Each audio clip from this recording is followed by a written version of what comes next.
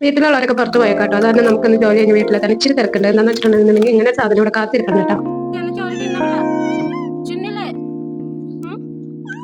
ഡ്രസ്സൊക്കെ ചേഞ്ച് ചെയ്യുന്നതിന് മുമ്പ് തന്നെ വന്നു കഴിഞ്ഞിട്ട് പെട്ടെന്ന് ഒരു ചായ വേണം കേട്ടോ. അപ്പൊ അവനിക്ക് വേണം ചായ. അതിന് വേണ്ടിയിട്ടാണ് അവിടെ നോളിച്ചോണ്ടിരിക്കുന്നത്. വീട്ടിൽ പൂട്ടിയിട്ടുണ്ടല്ലോ കേട്ടോ പോണേ. അവനിക്ക് വേണ്ടിയിട്ടുള്ള ജനലൊക്കെ അവിടെ തുറന്നിട്ടുണ്ട്. അവന്റെ ബാത്റൂമിൽ പോകാനോ പുറത്തെന്തെങ്കിലും പോകാനൊക്കെ അതിൽ കൂടി പോകും. ഞങ്ങളുടെ ഇവിടെ ഭാഗത്ത് ആരാണ്ട് കൊണ്ടൊന്ന് കരർത്തിയതാട്ടോ ഇതിനെ. പുള്ളിക്കാരി ഗർഭിണിയാണ്. വന്ന് കയറുന്ന സമയത്തൊക്കെ പച്ചച്ചോറൊക്കെ തിന്നാണ്ട് പാക്ക് വന്നിട്ട് കയറ്റിയതാണ്. ഇപ്പൊ ചോറ് തൊടില്ല കേട്ടോ. കാറ്റ് ഫുഡ് ചോറിന് പകരമായിട്ടൊന്നും ഇവിടെ വാങ്ങിച്ചോക്കില്ല കേട്ടോ. ചായക്ക് കടി പോലെ ഇങ്ങനെ രാവിലെ വൈകിട്ടും ഞങ്ങൾ ചായ കുടിക്കുമ്പോൾ ഒരു കടി പോലെ ഇങ്ങനെ വെച്ചെടുക്കുള്ളൂ. ഇച്ചിരി ഫുഡ് കൊടുത്ത് കഴിഞ്ഞപ്പോൾ ഇച്ചിരി സമാധാനപ്പെട്ടിരിപ്പുണ്ട്. ആ ഒരു സമയം കൊണ്ട് ഞാൻ ഇച്ചിരി ചായ കുടിക്കുകയാണ്. അവർക്ക് പാലും വെള്ളം ഇട്ട് കൊടുക്കണേ. പാല് തന്നെയായിട്ട് കൊടുക്കുമ്പോൾ വയറിന് ബുദ്ധിമുട്ടൊക്കെ വരലുണ്ട് പൂച്ചക്ക്. ഞങ്ങളുടെ ചായക്കുള്ള പാല് തളിച്ചു തുടങ്ങുമ്പോൾ അവരുടെ പാലിലേക്ക് ഇച്ചിരി ഒഴിച്ചു കൊടുക്കും. അപ്പൊ ഇച്ചിരി തണുപ്പും പോയിക്കോളും, ചൂടായിക്കോളും. പേർക്കൊക്കെ ചായ തളിച്ച് ഇച്ചിരി കൂത്തിയിട്ട് നമുക്ക് നല്ല ടേസ്റ്റ് കിട്ടും. എപ്പോൾ ഇടാൻ പറ്റില്ല. എപ്പോൾ ഇട്ടിട്ടുണ്ടെങ്കിൽ നമുക്ക് അത് മടുക്കും. അങ്ങനെ എന്റെ ചായ അവിടെ പാൽമല അവിടെ റെഡി ആയിട്ടുണ്ട് കേട്ടോ.